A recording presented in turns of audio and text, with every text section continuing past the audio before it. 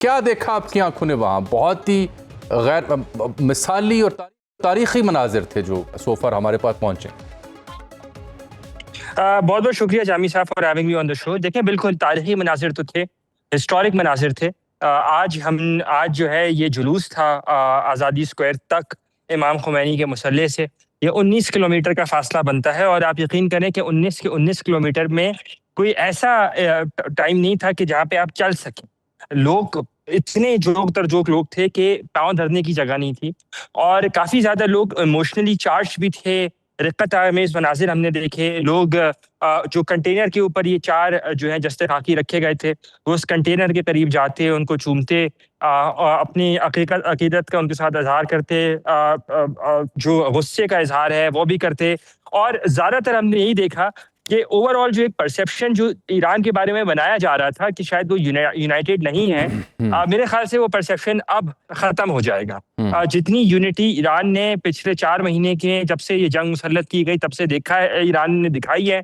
और फिर गुज़िश्ता 24 घंटों के अंदर पहले जनाज़ा, जिस जनाजे के अंदर अभी तक कोई ऑफिशियल स्टार्ट रिलीज़ नहीं किया गया कि कितने लोग तकरीबन उन्होंने अटेंड किया होगा, लेकिन सिर्फ़ और सिर्फ़ तेहरान मेट्रो जो कि कल 24 घंटे चली है और उसको जो है बिल्कुल ही मुफ्त किया गया था। अच्छा।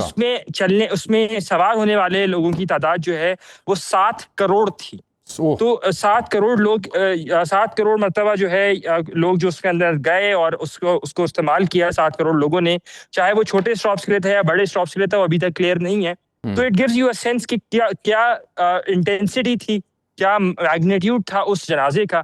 और ओवरऑल भी हम एक जो सेंटिमेंट देखते हैं, वो यूनिटी का जो सेंटिमेंट है वो बड़ा क्लियर है, वो बड़ा क्लियर हमें नजर भी आता है। अनस, इसका दूसरा पहलू क्या, अब जो यानी इस्लामाबाद से अब जाते हैं हम स्विट्जरलैंड दोहा, अब क्या चौथा मरहला पाकिस्तान में तैयारी है? पाकिस्तान फ्रंट रनर कहा जा रहा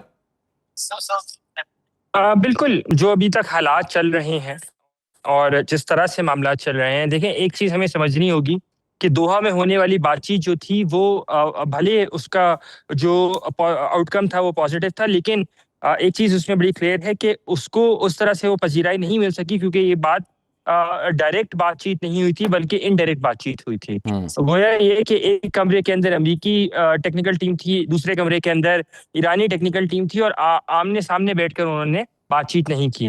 तो इसलिए अब तक जो डायरेक्ट बातचीत या बराह रास्त बातचीत होने वाला सिलसिला था, या तो वो इस्लामाबाद में हुआ और उसके बाद वो बर्गनस्टॉक में हुआ। दोहा में करवाने की कोशिश की गई लेकिन ये कामयाब नहीं हो सकी। तो अब हमें यही नजर आ रहा है कि आने वाले दिनों के अंदर मेरे ख्याल से अगला हफ्ता जो है वो थोड़ा इंपॉर्टेंट होगा, या उसके 3rd वीक तक, मिड ऑफ 3rd वीक तक हमें ये बातचीत का सिलसिला टेक्निकल सतह के ऊपर, हाई लेवल के ऊपर नहीं, टेक्निकल सतह के ऊपर ये बातचीत का सिलसिला इस्लामाबाद में, इस्लामाबाद बिल्कुल एक हॉट फेवरेट ऑप्शन जिसे कह सकते हैं, क्योंकि ईरानी साइड भी उसको कंसिडर करती है, सेफ कंसिडर करती है, उनका एक लेवल ऑफ ट्रस्ट है इस्लामाबाद को लेके। तो मेरे ख्याल से इस्लामाबाद में हम इसको होता हुआ मुझे नजर जरूर आता है।